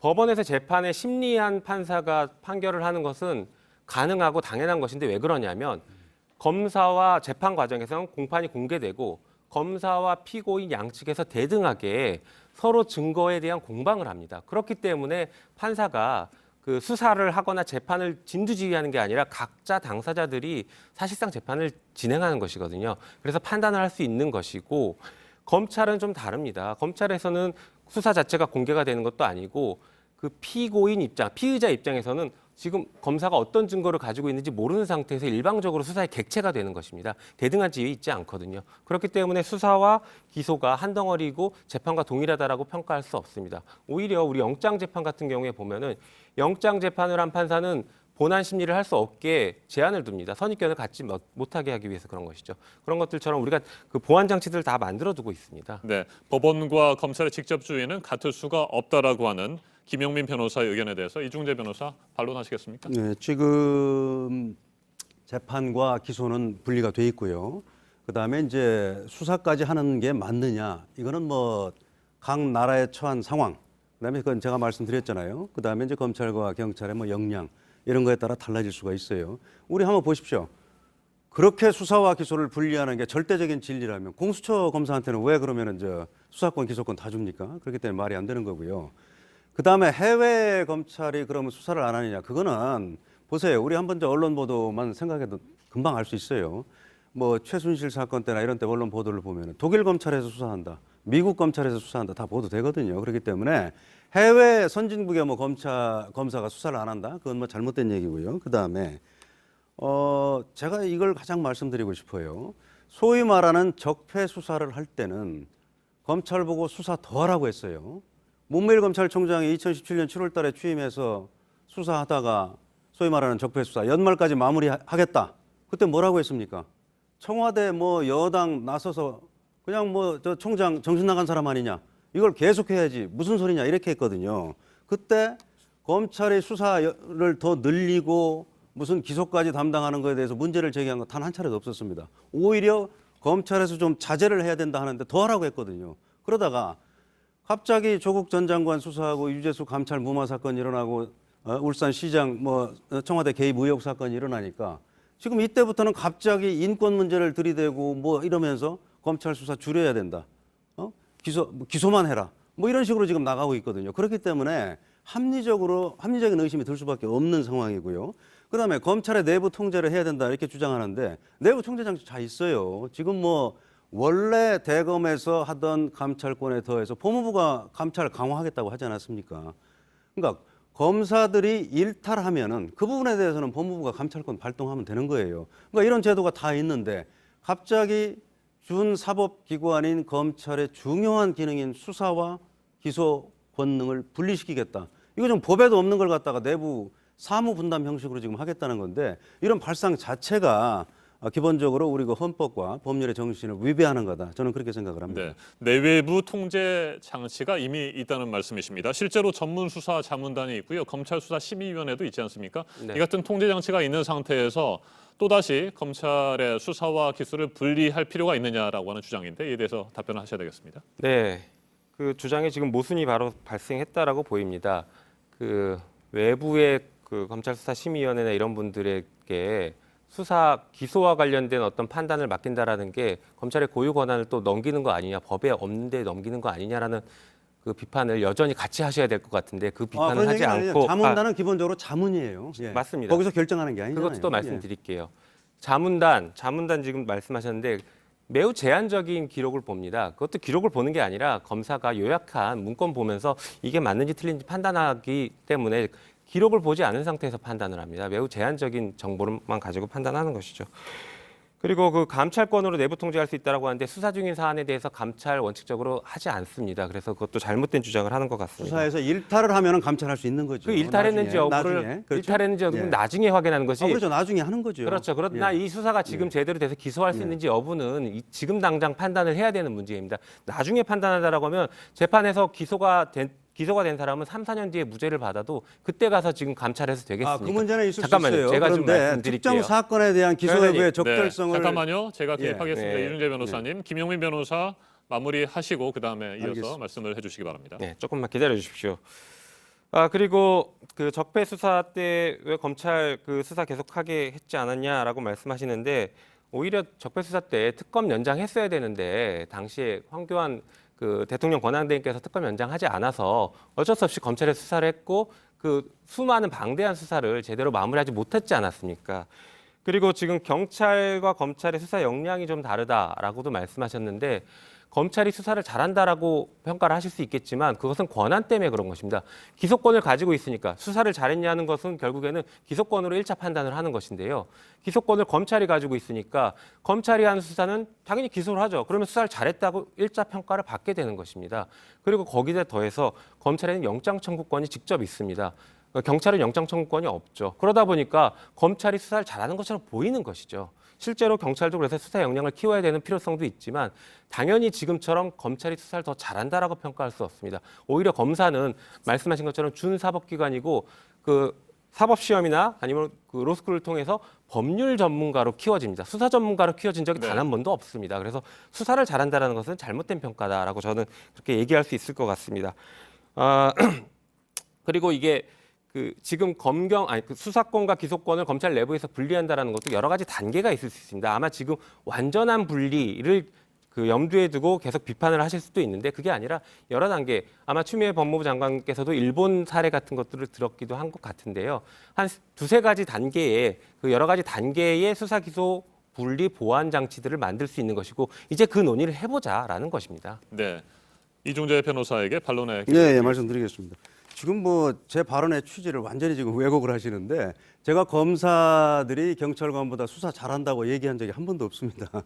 그건 뭐 그건 정정을 해주세요. 뭐냐면 수사와 기소를 분리하는 데 있어서 각 나라마다 뭐 검찰이나 경찰의 경험과 역량 또 각 나라가 처한 환경에 따라서 그건 뭐 달라질 수 있는 거고 정답은 없다 그렇게 말씀드렸을 뿐이에요. 우리나라 검사가 경찰보다 수사를 잘한다 그렇게 얘기한 적은 전혀 없습니다. 그건 왜곡이고요. 그다음에 적폐 수사 때 검찰 보고 수사를 계속 하라고 한 거는 특검하고 아무 관련이 없어요. 그거는 뭐 최순실 씨 사건 뭐 이런 거 일부 사건이고 나머지 무슨 뭐 온갖 적폐라는 이름으로 얼마나 많은 수사가 진행됐습니까? 그때 문무일 총장이 연내 마무리하겠다 이런 얘기를 분명히 했거든요. 그때 못하게 했어요. 뭐 난리가 났었습니다. 기억하시겠습니다만. 그리고 윤석열 검찰총장도 중앙지검장 시절에 국감장에서 그런 얘기를 했어요. 지금 후배 검사들이 피로도가 점점 쌓이고 있다. 그런데 사건이 자꾸만 온다. 그때는 자꾸 하라고 한 거예요. 윤석열 총장도 그런 점에 대해서 부적절성을 얘기를 한 건데 그럼에도 불구하고 계속 하라고 한 거거든요. 그래서 오히려 검찰의 특수수사가 늘어나는 형국이 된 거거든요. 그러다가 갑자기 정권 실세들 수사하니까 안 된다, 하지 말아라 지금 이러는 거거든요. 그렇기 때문에 이거는 엄청난 모순이다. 그리고 그 진정성을 의심할 수밖에 없다. 제가 그렇게 계속 말씀을 드리는 겁니다. 네, 김영민 변호사께서 앞서 이런 말씀을 하셨습니다. 검찰의 수사와 기소권을 한꺼번에 완전히 분리하지는 못하더라도 단계별로 진행을 할 수 있다라는 취지의 말씀을 하셨죠? 네, 그렇습니까? 그렇습니다. 자, 그렇다고 한다면 실제로 뭐 진행되는 상황들을 봐야 되겠습니다만 수사와 기소를 분리했을 때 실효성 문제도 또 제기가 되고 있는 상황입니다. 어느 순간이 되면 수사 검사는 손을 떼야 되고 기소 검사가 기소 여부를 결정을 해야 되는 상황이 됩니다. 그런데 누군가 관련자가 구속됐을 때 기소 시한에 쫓기게 될 수밖에 없는 상황이고요. 만약에 기소 검사가 판단했을 때 수사의 보완이 필요한 상황에서는 그럼 또 수사를 누가 맡을 것이냐 이런 문제도 있는 것 같습니다. 기소와 수사의 분리, 실효성에 대해서 좀 얘기를 좀 해보죠. 김영민 변호사 먼저 말씀하십시오. 네, 말씀드린 것처럼 그게 이제 단계별로 어느 수준까지 분리를 시키느냐에 따라 그 논의는 달라질 수 있을 것이다라고 생각하고 열려 있다라고 저는 일단 보고 있습니다. 그래서 예를 들어서 그 수사팀에 그 기소를 담당할 검사가 수사팀에 처음부터 같이 들어가 있고 수사는 하지 않은 채 그 수사에 대해서 그 관여만 하는 뭐라고 해야 될까? 그 관찰하고 참관만 하는 그런 방식으로 가다가 결국에 최종적으로 기소 여부를 결정만 하는 이런 방식도 있을 수 있고 아니면 그거보다 더 낮은 단계의 결합이 있을 수도 있고요. 아니면 지금 뭐 변호사님 말씀하신 것처럼 그 완전히 분리해서 별개의 검사들이 보고 있는 것처럼 평가할 수도 있습니다. 이 모든 것은 어쨌든 간 검찰청법이나 형사소송법상 불가능하지 않습니다. 수사권과 기소권 지금 검찰청법상 다 검찰에게 있기 때문에 가능한 것이죠. 그래서 그런 것들은 좀 다르게 볼 수 있다는 것이 있고 기소 여부는 사실 효율성, 신속성의 문제가 아닙니다. 수사는 신속성이 필요할 수 있지만 기소 여부는 신중해야 됩니다. 기소 한번 잘못하면 기소 당한 사람은 그 나중에 무죄를 받더라도 말씀드린 것처럼 3, 4년 이미 언론에 다 공개되면 그 사람은 유죄로 낙인이 되고 3, 4년 동안 고생을 해야 됩니다. 최소. 그리고 나중에 무죄를 받더라도 언론에서 잘 다뤄주지도 않습니다. 그러면 이미 그 나쁜 사람 되는 것이죠. 그래서 기소는 정말 신중해야 된다. 네. 신속성이 중요한 게 아니다라는 말씀 드리고 싶습니다. 한 가지만 더 질문을 드리겠습니다. 수사 검사와 기소 검사의 의견이 충돌할 때는 어떻게 해야 된다고 보십니까? 기본적으로는 기소권이 수사권을 통제할 수 있어야 된다라고 봅니다. 마찬가지로 기소를 했는데 판사가 입장이 다르면 무죄를 선고하는 것처럼 기소와 수사가 다를 경우에는 기소권이 법률 전문가인 기소권이 원칙적으로 우선해야 된다라고 저는 생각합니다. 네, 이중재 변호사께도 같은 질문을 드리겠습니다. 수사와 기소 분리의 실효성 어떻게 보십니까? 사실은 저는 뭐 그 부분은 동의를 해요. 기소는 신중해야죠. 정말 뭐 기소 안 해야 될 사건을 기소하면 그 당사자가 얼마나 고충이 심하겠습니까? 그건 뭐 전적으로 동의합니다. 그런데 기소해야 될 사건을 정말 쉽게 말씀드리면 임명권자 눈치 보느라고 질질 끌다가 나중에 그냥 흐지부지 시켜버리는 사건 또는 불기소해야 되는 사건을 임명권자 눈치 보느라고 또 그냥 어영부영 기소해버리는 이런 일이 없어야 된다는 거거든요. 그거는 수사검사와 지금 결재자들이 기록을 충분히 보고 그다음에 사심 없이 결정하면은 얼마든지 할 수 있는 문제예요. 지금까지 검찰이 무슨 뭐 기소검사제도 없어가지고서 엉뚱한 결정한 사건이 있었습니까? 그건 아니거든요. 결국은 정치 권력의 눈치를 보다가 국민의 뜻이 아니라 법과 원칙에 맞게 아니라 엉뚱한 결정을 한 게 문제거든요. 그건 이건 기소검사와 수사검사 분리의 문제가 아니고요. 그다음에 아까 무슨 뭐 수사검사와 기소검사가 뜻이 다를 경우에는 법률 전문가인 기소검사의 뜻을 따라야 된다 이렇게 말씀하신 것 같은데 아니 검사가 다 같은 법률 전문가인데 어떻게 수사검사보다 기소검사가 우선할 수가 있겠어요? 그건 아니겠죠. 그리고 분리를 연재라는 것이죠. 그다음에 이제 기소검사가 아까 말씀드린 대로 잘못한 사람은 신속하게 기소를 해줘야 돼요. 그런데 기소검사가 지금 당사자의 얘기도 듣지 않고 그건 뭐 참관을 한다? 글쎄 얼마나 참관을 하는지 모르겠습니다만은 수사에 참여하지도 않으면서 수사검사가 하는 일에 뭐 처음부터 끝까지 관여한다면 그건 인력 낭비죠. 그럼 차라리 수사검사죠. 그건 어떻게 보면 기소검사가 아니라. 그러면 수사에 참여하지도 않은 검사가 나중에 기록 검토만 해가지고 그거 어떻게 결정하겠어요? 그건 효율성에서 굉장히 떨어지죠. 그래서 그 부분은 지금 아까 말씀드린 대로 검사가 어느 정도 수사를 하고 기소를 해야 되느냐는 이미 우리 검경 수사권 조정 법안에서 우리 사회에서 일응의 합의를 봤다. 그래서 그걸 좀 시행을 하는 걸 지켜봐야지. 지금 그거 시행도 제대로 하기 전에 지금 뭐 검찰 내부에서 사무분담식으로 수사검사와 기소검사를 분리한다. 그리고 이렇게 큰 제도를 법령의 개정도 없이 그냥 검찰청 내부에 사무분담을 한다. 그건 뭐 우리 형사소송법 정신에 맞지 않는다고 저는 생각을 합니다. 네, 수사와 기소검사 의견이 충돌할 때는 결국 그렇다면 검찰총장이 결정할 수밖에 없는 상황이라고 보시는 겁니까?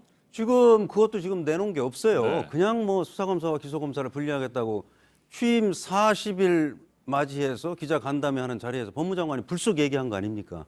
지금 뭐 검찰하고 무슨 뭐 의견을 들어본 것도 아니고 불쑥 그냥 얘기를 하니까 무슨 내용으로 하겠다는 건지도 사실은 알 수가 없어요. 그리고 왜 제가 이걸 자꾸 의심을 하냐면 최강호 공직기강 비서관 기소된 사건 한번 보십시오. 중앙지검장이 특별한 이유도 없이 한밤중에 어디하고 통화하고 2시간 동안 사라졌다 다시 돌아오고 이런 상황에 의해서도 기소가 되니까 결국은 기소검사 제도를 만들어가지고 기소검사에 결국은 정권에 충성스러운 검사들 임명해서 지금 중앙지검장 한 사람만으로는 부족하다. 기소검사 제도까지 만들어서 여기에 우리 편 심어놔야겠다.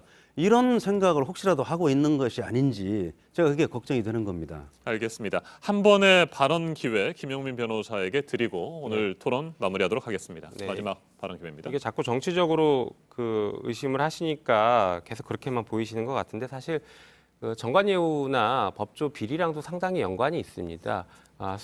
수사와 기소가 한 몸, 한 덩어리로 묶여 있다라고 하면 정관예우 혹은 로비를 하거나 혹은 말씀하신 정치권에서 개입할 때 한쪽만 하면 되거든요. 수사와 기소가 분리됐다라고 하면 양쪽 다 해야 됩니다. 가능성도 낮고 비용도 많이 드는 구조가 되는 것이죠.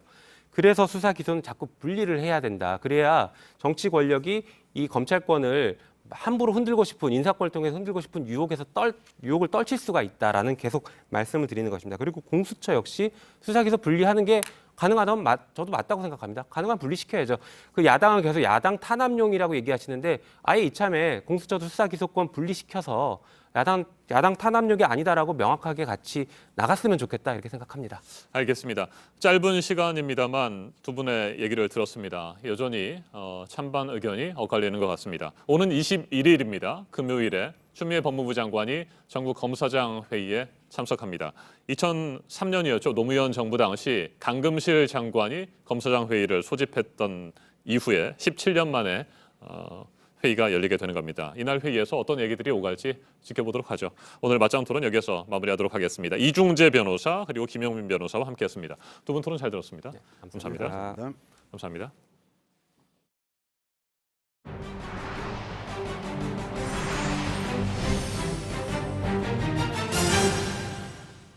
정부가 독자 파병을 결정한 중동의 호르무즈 해협 현지에 저희 취재진이 다녀왔습니다. 세계 원유의 20%가 오가는 곳입니다. 미국과 이란의 갈등으로 전 세계 군함들이 자국 상선을 보호하기 위해서 이곳으로 몰려들면서 긴장감이 높았습니다. 박준우 기자가 전해드립니다. He said if anything happens inside Iran from the U.S., we're going at Dubai in the UAE and we're going at Haifa in Israel. 미국과 이란의 갈등이 극에 치닫던 지난달 초 이란 혁명수비대가 공격 대상으로 지목한 건 아랍에미리트 두바이의 미군들입니다. 두바이에서 알-아인으로 넘어가는 도중에 펼쳐진 사막입니다. 두바이 도심에서는 상당히 거리가 있는데요. 이렇게 건물 한 채도 없이 모래만 황량하게 펼쳐져 있습니다. 이 지역 인근에 미군이 주둔하게 되면서 UAE는 이란의 반감을 사게 됐습니다. 하지만 전쟁의 공포는 사막을 넘어 두바이 전체로 퍼졌습니다. 전세기 띄워서 오만으로 들어오고 교민들은 버스 타고 오만 국경 넘어서 한국으로 귀국한다는 계획이 한 달이 지난 지금은 두바이 북쪽 호르무즈 해협으로 긴장감이 번지고 있습니다. 호르무즈 해협은 오만만과 페르시아만을 잇는 바닷길로 중동과 교역하는 모든 배가 지나가야 합니다. 이란의 봉쇄 우려에 한국을 포함한 각국 군함들은 자국 상선 보호를 위해 호르무즈로 모여들고 있습니다. 제 왼편에 있는 곳이 오만이고 저기 수평선 넘어 있는 곳이 이란입니다. 가장 좁은 해역의 폭이 39km 정도밖에 되지 않는데요. 전 세계 원유 생산량의 20%가 바로 이 호르무즈 해협을 지나다닙니다. 미국과 이란의 갈등이 격화돼도 현지 주민들은 큰 문제가 아니라고 말합니다. يشلون البضائع من عمان إلى إيران ويوصلوها يعني فما مشكلة من عمان ما عنده مشاكل يعني مع هرمز ولا هالأماكن يعني الحمد لله عايشين بخير. 현지에 있는 외부인들의 시선은 다릅니다. They have good business relationship between Iran and Qatar people. Maybe they are thinking that if they say anything against Iran, it will be problem.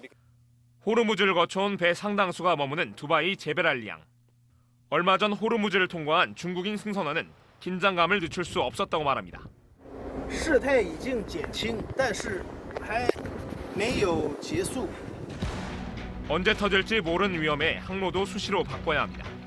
일단 최대한 이란에서 멀리 떨어진 안전한 항로를 택했고요. 그리고 배들이 빨리 움직이죠. 네, 이란이 가끔씩은 자기네들이 살아있다, 우리가 뭔가를 할 수 있다는 걸 보여주기 위해서 이불로 트집을 잡을 수는 있습니다. JTBC 박준우입니다. 네, 우리 청해부대는 얼마 전에 이곳 호르무즈에서 이란 선박을 구조해서 이란의 여론을 바꾸기도 했습니다. 군사적인 파병이 돼서는 안 된다는 현재 곱지 않은 시선이 그간 있었습니다. 계속해서 박준우 기자입니다.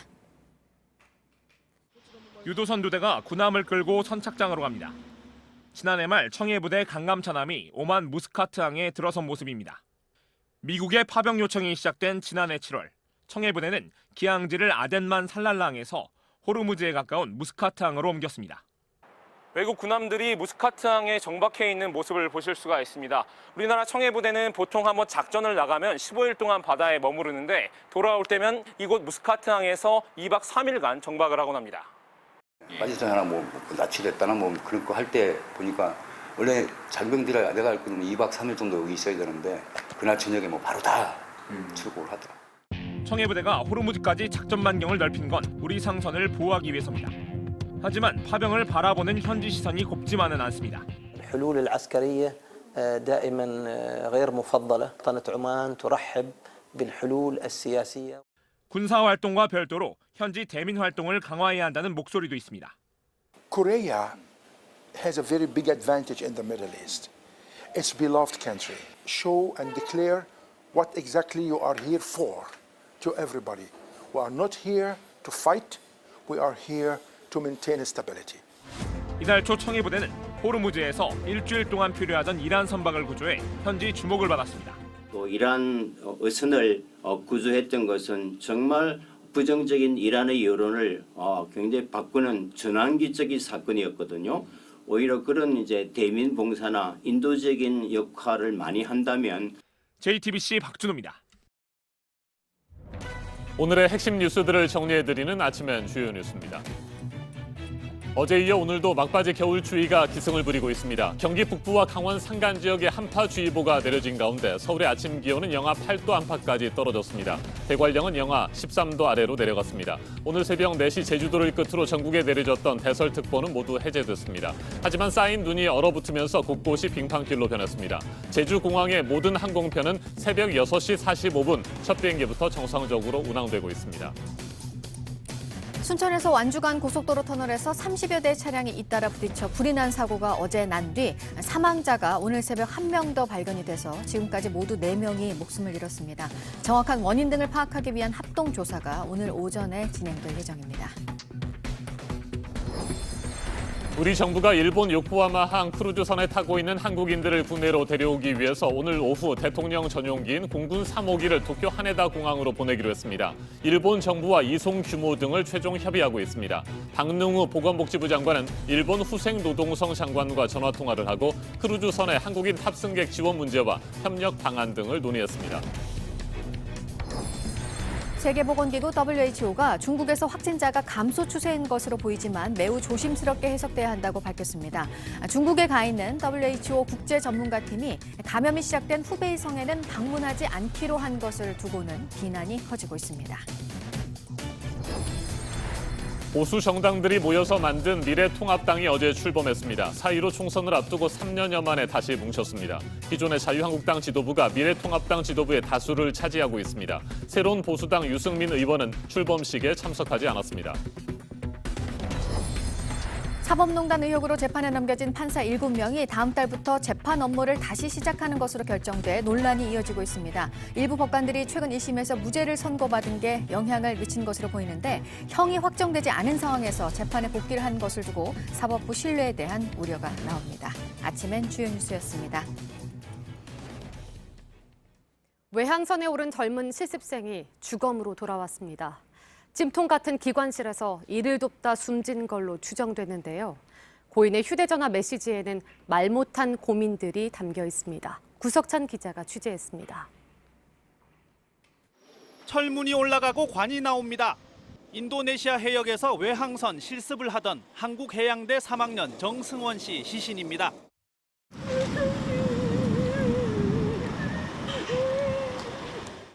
정 씨가 숨진 건 현지 시각으로 지난 10일 오전 2시쯤입니다. 17,850톤급 운반선 선샤인호의 기관실에서 이를 돕다 쓰러진 지 11시간 만입니다. 당시 정 씨는 체온이 40도를 오르락 내리락하는 열사병 증세를 보였습니다.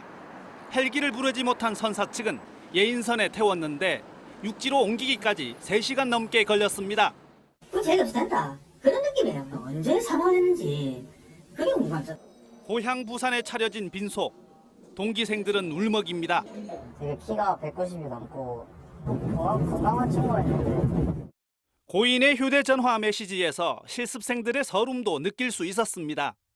만화책, 미용팩, 생필품. 고인이 배를 타기 전 선원들이 가져오라고 시킨 것들입니다. 바로 막걸리가 있습니다. 스트레스가 엄청났어요. 돌아왔으면 좋겠죠. 잘 느낍니다. 해경은 사고 원인을 밝히기 위해 부검과 함께 선사 관계자를 불러 조사에 들어갔습니다.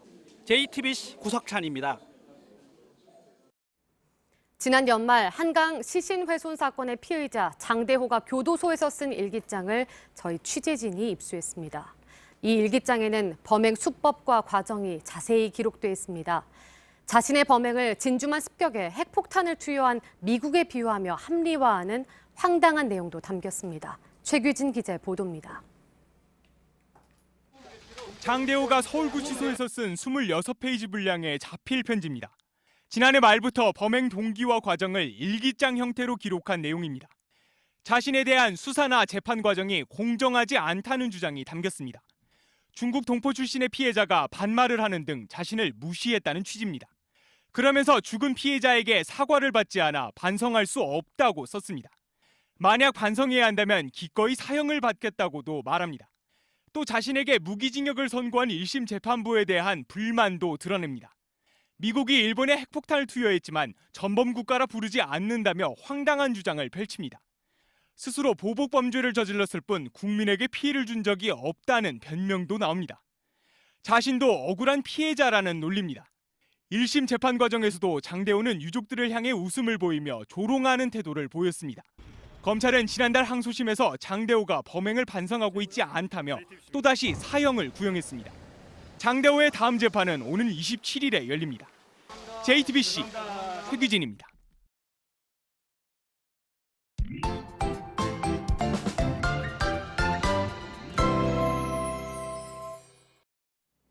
전국 곳곳에 많은 눈이 쌓여 있습니다. 오늘 오전까지는 추위도 강하겠습니다. 자세한 기상 정보 살펴보겠습니다. 김연아 캐스터, 기온이 현재 얼마나 많이 떨어졌습니까? 네, 어제보다 오늘 기온 더 낮습니다. 현재 서울이 영하 8도, 춘천이 영하 10도까지 떨어졌고요. 남부지방도 영하 5도 안팎으로 어제보다 2, 3도가량 더 떨어졌습니다. 곳곳 바람 때문에 체감 추위는 더 강한데요. 서울과 안동의 체감 온도가 영하 11도, 대관령은 영하 19도까지 이렇게 떨어져 있습니다. 네, 오늘 오전까지는 이 같은 추위가 이어지고 낮부터는 기온이 다시 오르는 겁니까? 네, 그렇습니다. 오늘 일교차가 무척 큰데요. 기온이 빠르게 오르면서 낮 동안 서울이 4도, 춘천이 5도, 광주 6도, 부산은 9도로 예상이 됩니다. 어제와 비교해서 5도 이상 아주 크게 오르겠고요. 또 내일부터는 기온이 오름세로 돌아서면서 또 서울의 기온이 대부분 영상권을 회복을 할 것으로 보입니다.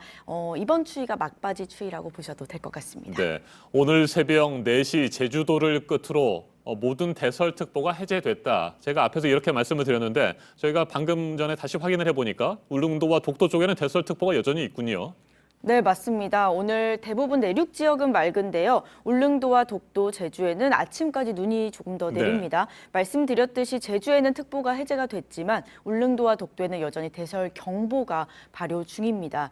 지금 눈이 쌓여 있는 모습 보시면요. 울릉도와 독도에 이렇게 50cm 이상, 100cm 가까이 쌓여 있는 모습이고요. 아침까지 5cm 정도 더 내리기 때문에 시설물 관리에 유의하셔야겠습니다. 네, 대설특보가 해제되고 눈이 그친 지역에서도 쌓인 눈이 얼어붙어 있기 때문에 빙판길 조심해야 될 것 같습니다. 네, 그렇습니다. 네, 기상 정보 잘 들었습니다. 김연아 캐스터 수고했습니다.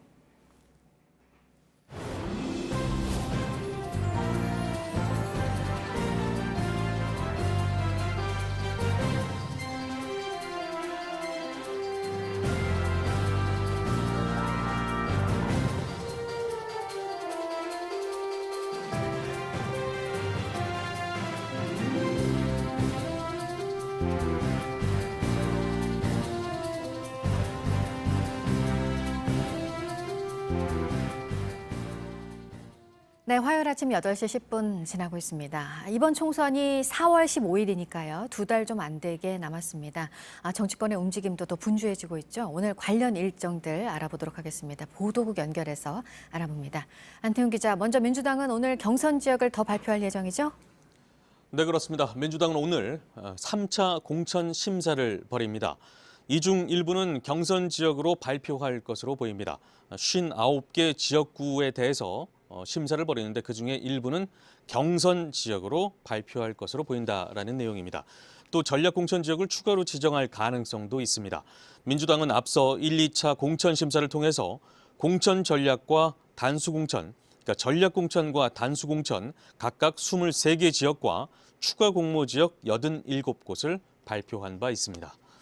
네, 어제 출범한 미래통합당 공천관리위원회도 면접 심사를 이어갑니다.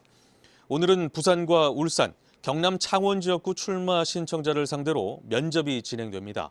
창원시 마산 하포 출마를 선언한 5선의 이주영 의원을 비롯해서 부산 사하을의 조경태, 부산 사상의 장재원 의원 등이 심사 대상입니다. 울산 남구을의 박맹우 의원과 이 지역구에 도전장을 낸 김기현 전 울산시장도 오늘 면접 심사를 받을 예정입니다.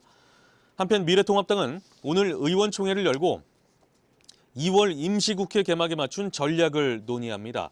오늘 의원총회는 자유한국당과 새로운 보수당, 전진당 출신 의원들이 첫 상견례를 하는 자리가 될 것으로 보입니다.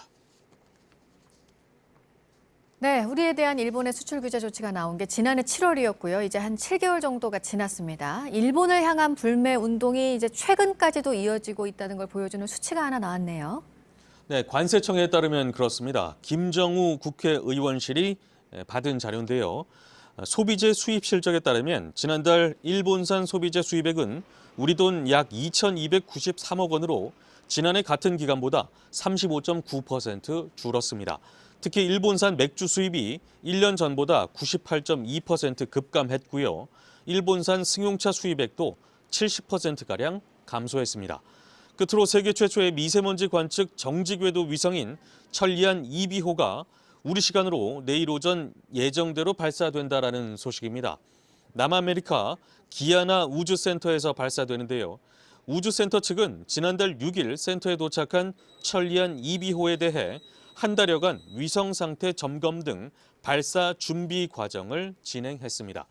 네, 지금까지 아침 지금 JTBC 안태훈입니다.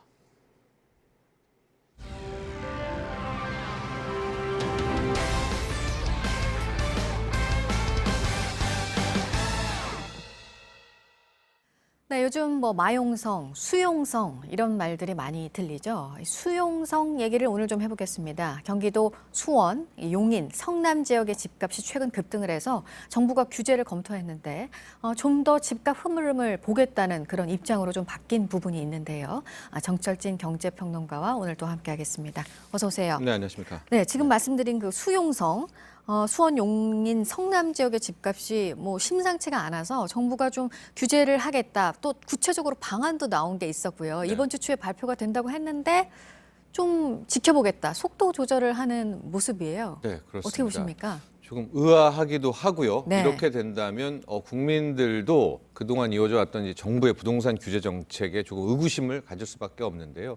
내용은 이렇습니다. 지금 이제 수용성 말씀하셨는데 수원, 용인, 성남 같은 경우에는 성남시에서 분당구를 뺀 이제 나머지 지역들인데 12, 16 지난해 12, 16 대책 이후에 집값 상승률이 정말 엄청나거든요. 수원 같은 경우에는 12월 16일 이후에 상승률이 지금 7%가 평균적으로 넘는 이런 상황이어서 실은 지난 주말에 이 수용성 지역에 대한 추가 규제를 발표까지, 왜냐하면 국토부는 어느 정도 준비를 해놨으니까 네. 있었는데 결과적으로는 무산이 됐습니다. 그리고 나서 지금 취재 기자들이 취재를 해본 결과 이 현재 청와대하고 정부는 수용성 규제를 좀 하고 싶은데 당에서, 즉 여당에서 조금 난색을 표했다라는 이제 후일담들이 나오고 있어요. 그 이유는 뭐냐?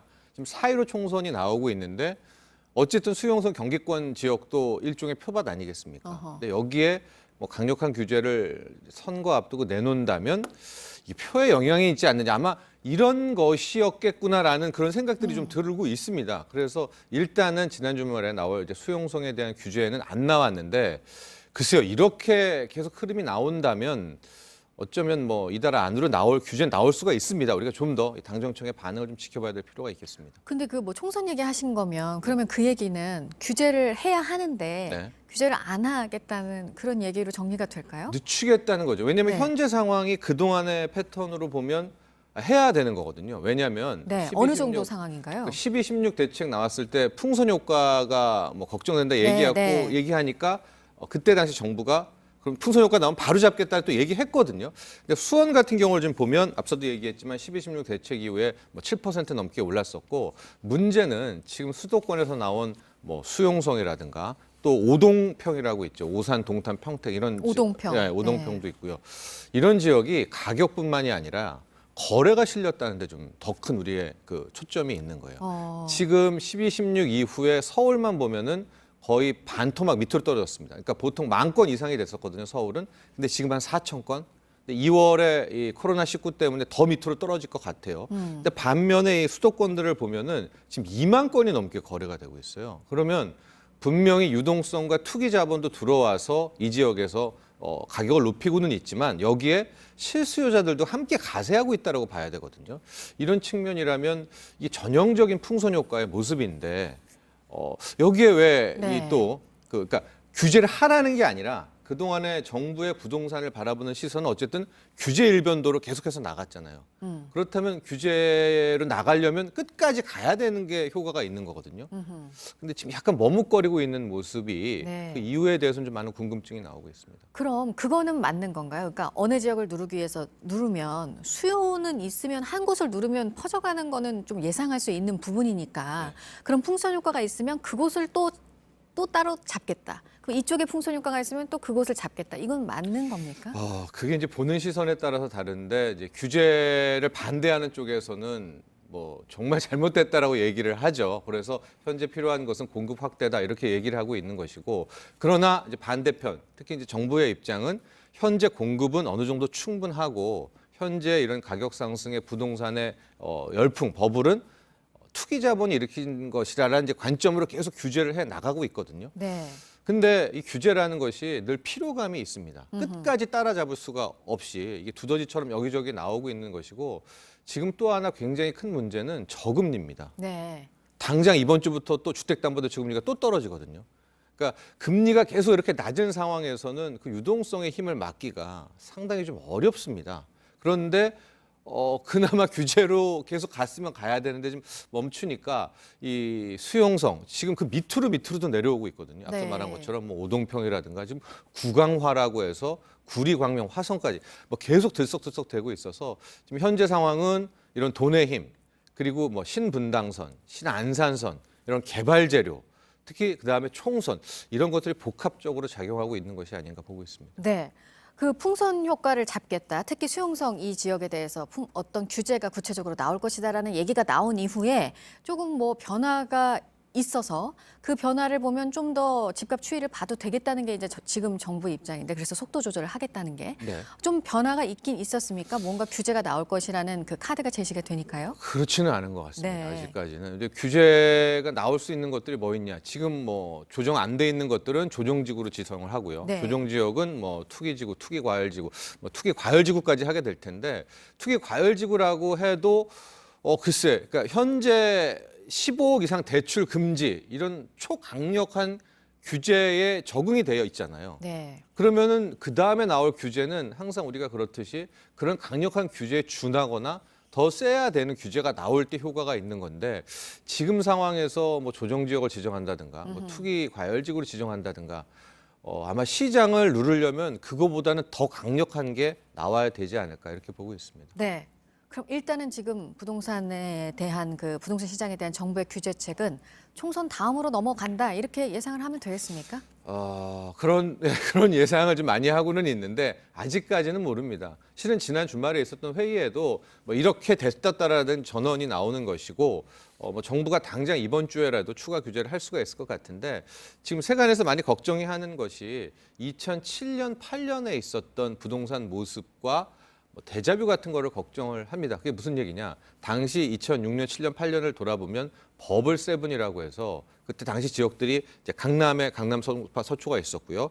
그다음에 목동, 분당, 용인, 평촌 이제 7개 지역이 뜨겁다 뭐 이래서 집중적으로 규제를 했었는데, 근데 처음으로 강남, 서울이 뜨다가 거기가 주춤하면서 그다음 이게 뭐 목동, 그다음에 마지막에 용인, 평촌으로 이렇게 오다가 2008년 만에 세계 금융위기 터지면서 부동산이 와르르 무너졌거든요. 네. 그러니까 결과적으로 당시를 돌아보면 실질적으로 부동산 규제보다는 전 세계에 왔던 이 부동산 버블이 꺼지면서 더 큰 충격이 다가왔단 말이죠. 근데 지금도 잘 보면 서울과 강남 쪽은 거의 지금 정체 상태로 돼 있고 이 열풍이 밑으로 나오고 있는데, 네. 자칫 이런 상황에서 뭐 대외 글로벌 악재라도 터지게 된다면 이게 당시 10년 전의 모습과 너무나 비슷하게 흘러갈 수 있지 않겠습니까? 그래서 여기에 대한 이 풍선 효과에 대한 버블은 분명히 좀 주의를 해야 되겠다라는 생각을 하고 있습니다. 알겠습니다. 여기까지 듣도록 하겠습니다. 정철진 경제평론가였습니다. 고맙습니다.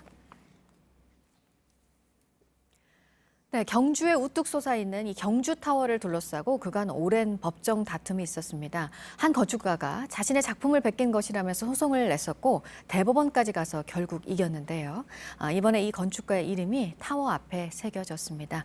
윤두열 기자가 이 사연 전해드리겠습니다. 경주를 사랑했던 제1한국인 유동용 건축가는 경주에 새로운 랜드마크를 만든다는 소식을 들었습니다. 지난 2004년 신라 불탑을 음각으로 투영한 디자인을 공모전에 냈지만 당선되지 못했습니다. 그런데 완공된 경주타워는 유 건축가의 공모작과 꼭 닮아 있었습니다. 유 씨는 소송을 냈고 대법원까지 가는 다툼 끝에 승소했습니다. 하지만 승소 한 달 전인 2011년 6월에 세상을 떠나고 말았습니다. 이에 유족들은 유 작가의 이름을 타워에 새겨달라며 다시 소송을 냈습니다. 법원이 이름을 새기라며 다시 유족의 손을 들어주었지만 타워 측은 작은 석판 하나만 만들었습니다. 유족들은 또 소송에 나섰고 이제서야 유 작가의 이름이 새겨진 현판식이 열렸습니다.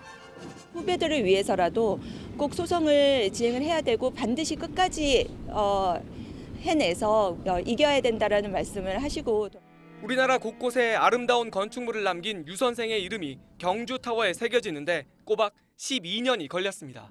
JTBC 윤두열입니다. 도쿄올림픽 본선 티켓을 따내는데 결정적인 역할을 했던 여자 프로농구 박혜진이 국내 리그로 돌아와서도 맹활약을 이어갔습니다. 아산 우리은행 박혜진은 어제 인천 신한은행을 상대로 14점을 넣고 리바운드 6개를 잡아내며 65대 53 승리를 이끌었습니다. 우리은행은 4연승을 달리며 16승 5패가 돼 청주 KB를 반경기 차로 제치고 단독 선두에 올랐습니다. 서울시청이 신인 우빈나의 활약을 앞세워 핸드볼 코리아 리그에서 3연승을 달렸습니다. 서울시청은 어제 강원도 삼척에서 열린 핸드볼 코리아 리그 여자부 2라운드에서 광주도시공사를 28대 25로 제압했습니다. 지난해 신인 드래프트 전체 1순위로 입단한 우빈나는 팀 내 최다인 8골을 터뜨리며 승리를 이끌었습니다. 토트넘의 손흥민이 아시아 선수 최초로 프리미어리그 통산 50골을 돌파하자 국제축구연맹 피파가 영화 기생충에 이어 새 역사를 썼다며 축하 인사를 건넸습니다. 피파는 어제 공식 소셜미디어에 손흥민이 두 팔을 벌리고 환호하는 사진을 올렸습니다. 이와 함께 이번 달 오스카에서 기생충이 역사를 만든 데 이어 손흥민이 또 다른 역사를 썼다며 한국에 축하한다고 글을 올렸습니다.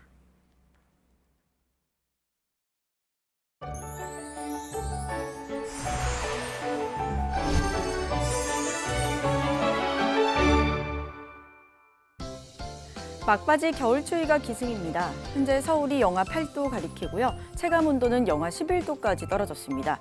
대관령은 체감 온도가 영하 19도로 추위의 기세가 더욱 강합니다.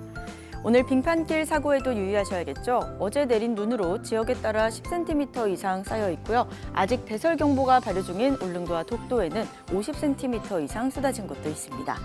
울릉도와 독도, 제주에 아침까지 눈이 조금 더 오겠습니다. 최고 5cm가 더 쌓이겠습니다. 그 밖에는 맑은 하늘 예상됩니다. 추위는 낮부터 물러가겠습니다. 오늘 낮 동안 서울이 4도, 광주 6도, 대구가 7도까지 오르면서 어제보다 5도 이상 높겠고요. 북한도 영상권 회복하겠지만 일부 북부 지역은 한낮에도 영하권에 머물겠습니다. 내일부터 기온은 오름세로 돌아서고요. 금요일과 토요일 전국에 비구름이 지나겠습니다. 기상정보였습니다. 아침엔 뉴스워치, 오늘 하루 관심을 가지고 지켜봐야 할, 기억해야 할 뉴스 끝으로 정리해드립니다. 어제에 이어 오늘도 막바지 겨울 추위가 기승을 부리고 있습니다. 경기 북부와 강원 산간 지역에 한파주의보가 내려진 가운데 서울의 아침 기온은 영하 8.3도까지 떨어졌습니다. 대관령은 영하 13도 아래로 내려갔습니다. 대설특보는 오늘 새벽 울릉도와 독도를 제외하고 모두 해제됐습니다. 하지만 쌓인 눈이 얼어붙으면서 곳곳이 빙판길로 변했습니다. 제주공항의 모든 항공편은 새벽 6시 45분 첫 비행기부터 정상적으로 운항되고 있습니다. 순천에서 완주 간 고속도로 터널에서 30여 대 차량이 잇따라 부딪히고 화재까지 난 어제 사고로 사망자가 밤사이 1명 더 발견돼 지금까지 4명이 목숨을 잃었습니다. 소방당국은 오늘 오전부터 남은 차량 수습과 현장 감식을 이어갈 예정입니다. 우리 정부가 일본 요코하마항 크루즈선에 타고 있는 한국인들을 국내로 데려오기 위해서 오늘 오후 대통령 전용기인 공군 3호기를 도쿄 하네다 공항으로 보내기로 했습니다. 일본 정부와 이송 규모 등을 최종 협의하고 있습니다. 박능우 보건복지부 장관은 일본 후생노동성 장관과 전화통화를 하고 크루즈선의 한국인 탑승객 지원 문제와 협력 방안 등을 논의했습니다. 중국에서 코로나19 확진자가 감소 추세인 것에 대해서 세계보건기구 WHO가 모든 시나리오가 여전히 테이블에 올라 있다며 신중한 입장을 밝혔습니다. 중국에 파견이 된 WHO 전문가팀이 감염이 시작된 후베이성에는 가지 않기로 한 것을 두고는 비난의 목소리가 높아지고 있습니다. 오늘 전해드릴 소식은 여기까지입니다. 이상으로 JTBC 뉴스 아침엔 화요일 순서 모두 마치겠습니다. 건강한 하루 보내시기 바랍니다. 고맙습니다.